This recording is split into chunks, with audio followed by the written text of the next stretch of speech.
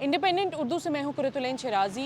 मैं इस वक्त पुलिस लाइन्स H11 के बाहर मौजूद हूँ। गुज़िश्ता रोज़ इमरान खान जो PTI के चेयरमैन हैं और साबिक वज़ीर आज़म भी हैं, उनकी गिरफ़्तारी के बाद आज उनको नैब कोर्ट G11 जो है वहाँ पर पेश किया जाना था, लेकिन गुज़िश्ता रात जो है लेट नाइट वो पुलिस लाइन्स को सब अदालत करार देते हुए यहाँ पर आज इमरान खान के अल-कादिर ट्रस्ट केस के से मुतालिक जो है वो समाअत होगी।